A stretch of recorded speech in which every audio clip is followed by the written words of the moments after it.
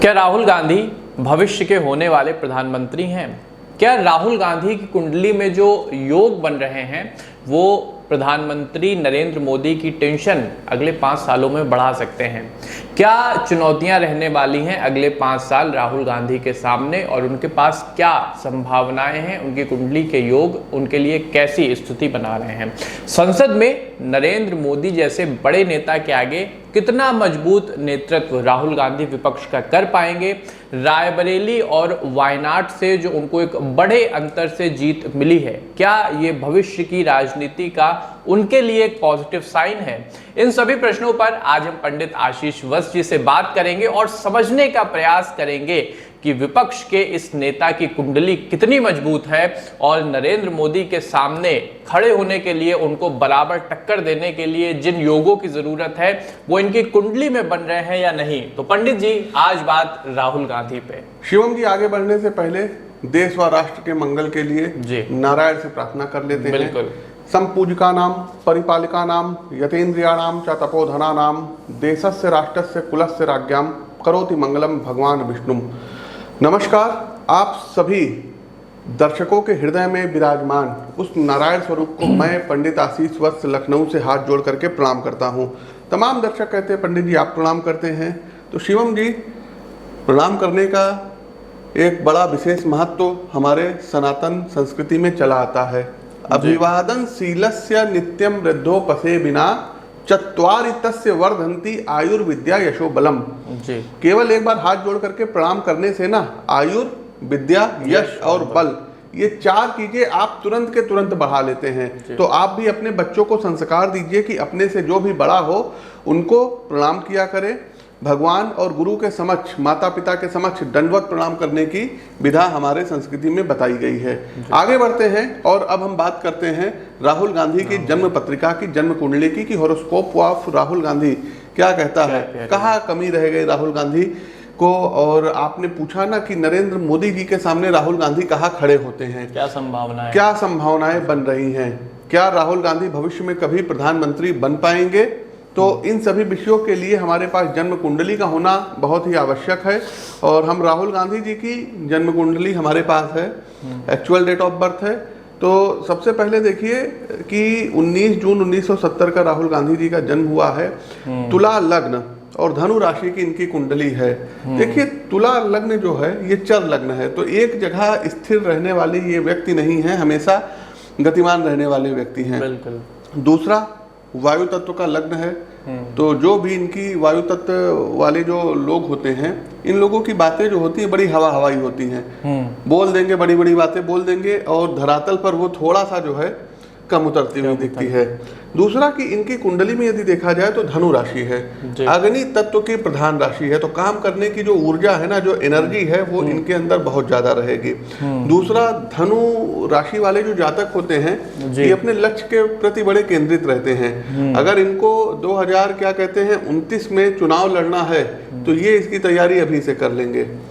ये एक मतलब जो है चीजें धनु राशि के जातकों को देखने को बेसिकली मिलती है, लेकिन है क्या, अब इनकी कुंडली में यदि हम बात करें तो राशि के स्वामी जो इनके बनते हैं गुरु, तो गुरु पर मतलब इनकी जो है धनु राशि बनती है, धनु राशि के स्वामी हुए गुरु, गुरु पर राहु की नवम दृष्टि पड़ रही है। दूसरा, नीच के शनि की दृष्टि जो है 180 डिग्री से शनि हिट कर रहा है गुरु को, तो शनि की सप्तम दृष्टि जुपिटर पर पड़ रही है। तो इनके जुपिटर वीक हो गए। दूसरा, अब आते हैं लग्नेश शुक्र दशम भाव में आ गए। भाई सब खराब है तो अच्छा क्या है? तो लग्नेश का दशम भाव में आना, दशम भाव हमने आपको क्या बताया था कि राजनीतिक पॉलिटिकल पावर का होता है। तो राहुल गांधी जी लोकसभा के जो है मतलब संसद सदस्य भी बिल्कुल थे और अभी भी हैं, रहे हैं। मजबूत राजनीतिक परिवार से जो है आते हैं। तो ये चीजें इनके साथ है। लग्न भाव के स्वामी जो इनके शुक्र हैं, शुक्र ने राजनीति में इनको काफी दावेदारी मजबूत पद दिया। अब आते हैं, बात करते हैं कि इस चुनाव में कहाँ कमी रह गई, कहाँ इनकी कमी रह गई। 2024 का जो लोकसभा चुनाव था उसमें राहुल गांधी जी से चूक कहाँ पर हो गई। देखिए, राहुल गांधी जी ने यद्यपि मेहनत की, लेकिन अब ये आप देखिए कि 2-3 छोटे छोटे पॉइंट है। सबसे पहले देखते जाइए कि इनकी कुंडली में जो 7th लॉर्ड बनते हैं मंगल, मंगल इनकी कुंडली में अस्तवस्था में है। दूसरा, राहु की पंचम दृष्टि मंगल पर पड़ रही है। 7वां भाव जो होता है ये जो है क्या कहते हैं आपके प्रतिद्वंदी का होता है। हमने कुंडली में आपको पहले भी बताया था कि लग्न भाव आप हुए और आपका अपोजिशन कौन है, वो 7वां भाव हुआ। तो 7th लॉर्ड मंगल पर राहु की पंचम दृष्टि पड़ रही है। दूसरा, नीच के शनि की तीसरी दृष्टि पड़ रही है। तो शनि जहां पर देखते हैं ना, वहां पर प्रभाव में कमी करते हैं, फूट डलवाते हैं और कुछ ऐसे मतलब जो है ऑनलाइन चीज़ों के माध्यम से स्टेटमेंट वगैरह वायरल करा देते हैं जिस पर पब्लिक बहुत आसानी से भरोसा कर लेती है। तो ये चीज़ हुई इस चुनाव में। हाँ। जो इन्होंने प्रचार किया उसका अच्छा रिजल्ट भी कांग्रेस को देखने को मिला पिछले 2 चुनाव को अगर हम कंपेयर करते हैं तो। हाँ, दूसरा, अब चौथा भाव होता है ये जनता का भाव होता है। चौथे भाव और 5वें भाव के स्वामी कौन बनते हैं? सैटर्न बनते हैं, शनि बनते हैं। शनि है क्या? भरणी नक्षत्र में, बेसिकली मंगल का नक्षत्र होता है। तो भरणी नक्षत्र में है शनि और नीच के हैं, मेष राशि में जाकर के हो गए। समझ रहे हैं? तो शनि यहाँ पर इनके काफी कमजोर हो गए। अच्छा, शनि मेष राशि में, मेष इनकी शायद शत्रु राशि है? नहीं, शत्रु राशि, हाँ शत्रु राशि भी है। तुला राशि में शनि उच्च के होते हैं, मेष राशि में ये नीच के होते हैं। अच्छा। रिजल्ट अच्छा नहीं होता। कारण क्या है? 7वां भाव पत्नी का भी भाव होता है, वैवाहिक सुख का भी भाव होता है। तो इसी कारण इनका अभी तक विवाह नहीं हुआ है। शनि नीच के बैठे हुए हैं। सप्तमेश मंगल पर राहु की पंचम दृष्टि, शनि की तीसरी दृष्टि पड़ रही है। इस कारण इनका अभी तक विवाह नहीं हुआ है। अब आप कुंडली से ही अंदाजा लगाते जाइए। मतलब जो इनका कह रहे हैं राजनीतिक जीवन है और जो इनका व्यक्तिगत जीवन है, दोनों जगह पे उनकी कहीं ना कहीं उनका एक नेगेटिव इम्पैक्ट हमें दिखता है। बिल्कुल। अब चौथे भाव के स्वामी, जनता के भाव के स्वामी शनि नीच क्या करके हो गए। तो जो पब्लिक में अभी इनकी पॉपुलैरिटी होनी चाहिए वो नहीं। हालांकि शनि यद्यपि नीच के हैं, लेकिन अभी जो गोचर में शनि गए हैं ना, जैसे मकर में गोचर कर रहे थे, फिर कुंभ में आए, इनकी मूल त्रिकोण राशि में आए, तो शनि ने इनको दिया है, पिछले चुनाव से ज्यादा इनको दिया है। लगभग 99 या 100 के करीब इनकी सीटें आई है। एक यहाँ पंडित जी, चूंकि बहुत अच्छी शनि की बात चली और शनि के विषय में पूर्व में आपने हमें बताया है कि जो मेहनत करता है शनि उसका फल देते हैं। अब आप तो इस व्यक्ति ने जो अपनी न्याय यात्रा की और पूरब से पश्चिम, उत्तर से दक्षिण ये चले हैं, और कहा जाता है कि इतनी बड़ी, मतलब एक फैक्ट की बात है कि इतनी बड़ी यात्रा किसी बड़े राजनीतिक नेता ने बहुत वर्ष के बाद की है। तो संभवतः इनकी इस मेहनत को शनि ने रिवॉर्ड किया है। बिल्कुल रिवॉर्ड किया है, बिल्कुल रिवॉर्ड किया है। दूसरा, इनकी राहु की महादशा जो है देखिए प्रारंभ हो गई 2019 से। राहु के पहले मंगल की दशा थी। तो जो 2014 में ये इलेक्शन जो है हारे हैं, इनकी सीटें बहुत ही कम आई, मतलब ये विपक्ष में बैठने के लायक नहीं थे। तो हमने कहा ना इनका 7th लॉर्ड पीढ़ित था, मंगल पीढ़ित था। तो मंगल की महादशा ने इनको बहुत ज्यादा झटका दिया। उसके बाद 2019 में भी इनको जो है काफी झटका मिला, पटकनी थी। बिल्कुल। फिर राहु की महादशा इनकी स्टार्ट हुई 2024 आया है।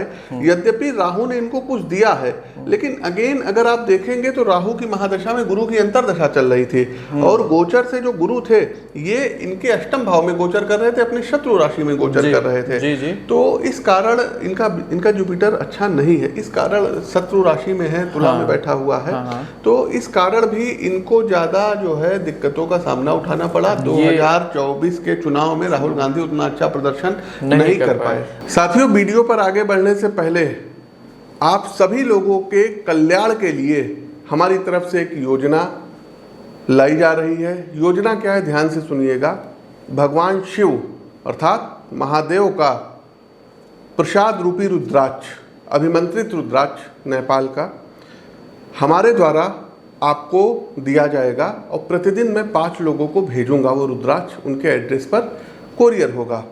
आपको करना क्या होगा, ज़्यादा कुछ नहीं करना है, सिर्फ और सिर्फ साथियों ज्योतिष संबंधी ये वीडियो लोगों तक पहुँचे, इसलिए इस वीडियो को अपने फेसबुक पेज, अपने व्हाट्सएप ग्रुप में 5 लोगों को ज़रूर शेयर कीजिए और स्क्रीनशॉट 9450641221 इस नंबर पर आप भेजिए। और जब आपको आपका रुद्राक्ष प्राप्त हो जाए तो आप लोग एक बार 20 सेकंड का वीडियो बना करके उस क्लिप को भेजिए। अब आते हैं अपने दूसरे प्रश्न पे। ये तो हमारा एक पहला प्रश्न हो गया और एक ओवरव्यू हो गया कुंडली के बारे में। दूसरा प्रश्न ये है कि राहुल गांधी के साथ अक्सर एक फैक्ट देखने को मिलता है कि जब ये चुनाव जीत जाते हैं तो अक्सर ये राजनीति से गायब हो जाते हैं, संसद से गायब हो जाते हैं। तो अगले 5 साल क्या ये इंडियन पॉलिटिक्स में अपनी मजबूत उपस्थिति दर्ज करा पाएंगे? To be precise, to the point, इसका क्या आंसर होगा? देखिए, राहुल गांधी जी को अभी भी जी अपने गठबंधन को बनाए रखने के लिए बहुत मेहनत करनी पड़ेगी और ये मजबूती से अब वो पहले वाले राहुल जी नहीं रहे। अब ये काफी मजबूती से, मैच्योरिटी से ये संसद में सत्ता पक्ष को घेरने में कामयाब रहेंगे। काफी उनका जो है मतलब विरोध रहेगा। और एक आप देखेंगे कि इधर आने वाला जो साल है इसमें राहुल गांधी जी बड़े ज्यादा आक्रामक, एग्रेसिव उससे जो है ये अटैक करेंगे। अब आते हैं अपने तीसरे प्रश्न पे। दूसरे प्रश्न का उत्तर हो गया। 2 चीजें हैं इसमें, वायनाड सीट का क्या होगा और क्या प्रियंका गांधी के लिए उसमें कहीं कुछ उम्मीद आपके हिसाब से बन रही है, क्योंकि उनका प्रमुख योगदान अमेठी और रायबरेली सीट को जिताने में रहा है। किशोरी लाल शर्मा का कोई स्कोप नहीं बन रहा था, लेकिन प्रियंका गांधी की उपस्थिति के बाद मतलब एक कहें अचंभे के तौर पे कांग्रेस वो सीट जीत गई। तो आप क्या देखते हैं? देखिए, राहुल जी से ज्यादा सशक्त कुंडली प्रियंका जी की है। अच्छा, हाँ, इस पर हमने 5 साल पहले एक वीडियो बनाया था। जी शायद उसमें आप थे, एंकरिंग कर रहे थे कि नहीं कर रहे थे, याद नहीं है। लेकिन 5 साल पहले एक वीडियो प्रियंका जी पर बना था और प्रियंका जी ने जहां जहां मेहनत की है, चाहे वो रायबरेली सीट हो, चाहे वो अमेठी सीट हो, उन्होंने रिजल्ट लेकर के दिया है।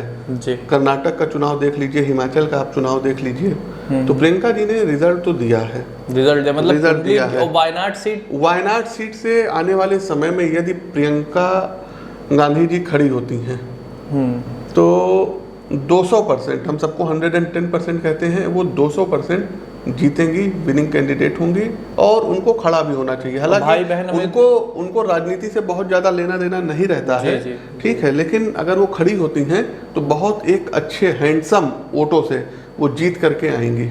मतलब भाई और बहन दोनों की हम अगर संसद में, हाँ, लोकसभा में दोनों पर। ठीक है, ये हमारे तीसरे प्रश्न का टू द पॉइंट उत्तर हुआ।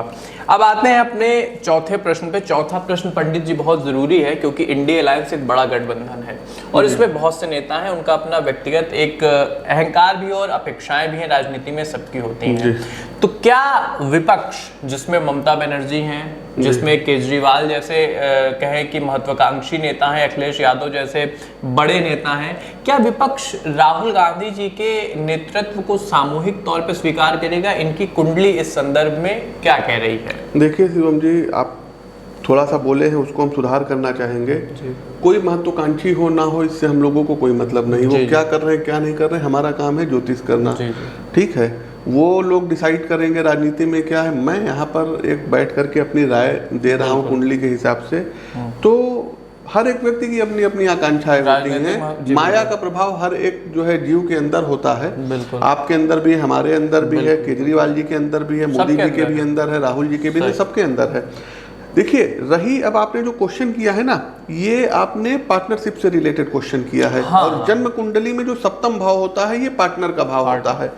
तो राहुल जी को थोड़ा सा टफ होगा अपने सहयोगियों को पकड़ करके रखने में। कोई उधर भागेगा, कोई उधर भागेगा, कोई उधर भागेगा, कोई उधर भागेगा। तो इनके लिए एक ये बड़ी चुनौती आने वाले समय में देखने को मिलेगी। ऐसा आप क्यों कह रहे हैं? क्योंकि देखिए, कुंडली में हम आपको बताएं, 7वां भाव किस चीज का होता है? पार्टनरशिप का। 7वें भाव के स्वामी कौन बनते हैं? मंगल पर दृष्टि किसकी है? राहु की। वर्तमान में महादशा किसकी चल रही है? राहु की, ठीक। और मंगल पर दूसरे जो है क्रूर किस ग्रह की दृष्टि है? शनि की तीसरी दृष्टि है। अब राहु की महादशा में इनकी शनि की अंतरदशा चल रही है। तो इसीलिए हमने इनको बताया, खास करके मार्च 2025 से मई 2025 इनका बहुत अच्छा नहीं जाएगा। दूसरा, 24 मई 2026 से 27/10/2026 के बीच में इन लोगों के गठबंधन के बीच में कोई बहुत बड़ा सरफुटौल होगा, हड़कंप मचेगा। इस चीज का बिल्कुल हमारी प्रिडिक्शन को याद रखिएगा। मतलब इनको मेहनत साझेदारों को साथ लाने में मेहनत इनको बहुत अभी करनी पड़ेगी। और 2029 की भी यदि हम बात करें, हाँ, आखिरी प्रश्न है कि उम्मीद क्या है 29 में राहुल गांधी कहां खड़े होते हैं? देखिए, राहुल गांधी जी की राहु की महादशा में 2029 में बुध की अंतरदशा चलेगी। बुध जैसे ही आएगा ना, जैसे ही देखिएगा 2027 के आसपास वर्तमान समय की जो सरकार है इसको अस्थिर करने का राहुल गांधी जी के द्वारा बहुत बड़े स्तर पर प्रयास किया जाएगा और बहुत हद तक की सफल होने में कामयाब भी होंगे। लेकिन वो सरकार अभी चलेगी। राहु में जैसे बुध आएगा इनकी सीटें और बढ़ेंगी, बिल्कुल बढ़ेंगी। तो क्या ये क्या कहते हैं, पूर्ण बहुमत की ओर जाए? नहीं जी, पूर्ण बहुमत नहीं ला पाएंगे। सीटें इनकी जो है काफी बढ़ जाएंगी, लेकिन पूर्ण बहुमत 2029 में इनको आता हुआ हमको नहीं दिख रहा है।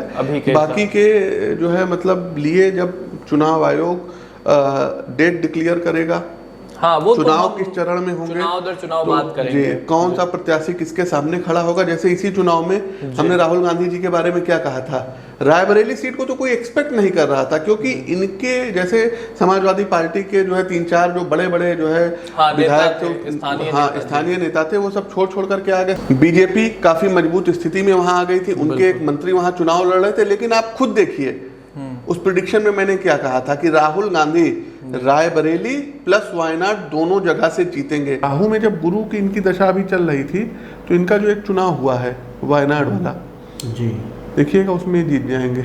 भाई जब दशा चल रही है विजय की तो दोनों जगह से जीतेंगे, बिल्कुल ठीक है। तो उस प्रेडिक्शन को आप लोग देख लीजिएगा। अमेठी सीट के बारे में भी देखिए, हमने कहा था कि स्मृति ईरानी जी के हारने के चांसेस प्रबल हैं और के शर्मा जी के जीतने के चांसेस जो है ज्यादा हैं। तो ये हमारी उस समय की प्रेडिक्शन थी। कर्नाटक चुनाव आया था, हमने कर्नाटक चुनाव के बारे में कहा था कि कर्नाटक में कांग्रेस सत्ता में आएगी। इसका एक अलग से हम विश्लेषण करेंगे, वीडियो बनाएंगे, लेकिन अपने सूर्य गोचर के इस वीडियो के माध्यम से हम बताना चाहेंगे कि इस बार कर्नाटक में सत्ता परिवर्तन होता हुआ दिखाई दे रहा है। कांग्रेस पार्टी सत्ता पर आ सकती है, कांग्रेस पार्टी कर्नाटक में सरकार फिर से बना सकती है। बीजेपी जो वर्तमान समय में अभी वहां पर शासन कर सकता है। लोकसभा चुनाव की आप प्रेडिक्शन देख लीजिए, हमने क्या कहा था, बीजेपी प्लस एनडीए 250 से 290 सीटों के बीच। बड़ी हम यही करना चाहेंगे कि बीजेपी को अग्रिम जीत की बधाई, चूंकि जोशी हैं तो जोशी होने के नाते उनको अग्रिम जीत की बधाई देंगे। नरेंद्र मोदी जी को जो है तीसरी बार प्रधानमंत्री पद पर सुशोभित होने की हम उनको जो है बधाई देते हैं। एज इट इज हुआ। अब देखिए कोई ब्रह्मा नहीं है, 2-4-5 सीटें जो है इधर उधर गलती हो जाती है, सबसे हो जाती है। कभी कभी हार जीत में भी गलती हो जाती है, क्योंकि व्यक्ति के कुछ जो कर्म होते हैं वो भी डिसाइड करते हैं। जब इतने साइंटिफिक एग्जिट पोल सरासर गलत हो गए जी, तो उस पे हम क्या कह सकते हैं। तो ये एक राहुल गांधी जी की कुंडली का पंडित जी ने बृहद विश्लेषण किया, डिटेल एनालिसिस किया, भूतकाल में क्या था, वर्तमान में क्या है और भविष्य में क्या हो सकता है इनकी कुंडली के हिसाब से, इसके बारे में बताया। काफ़ी संभावनाएं हैं, काफ़ी कुछ होना बाकी है। राजनीति का ये संग्राम चलता रहेगा और उस पर हमारा विश्लेषण हर चुनाव दर चुनाव आता रहेगा। जब कोई बड़ा इवेंट होगा तो भी हम आएंगे। और दूसरी प्रमुख बात कि आपका सुझाव हमें कमेंट बॉक्स में मिलता रहे, इसकी हमारी गुजारिश है, ताकि हम उसी के अनुसार अपने वीडियोज़ की श्रृंखला आप तक लाते रहें।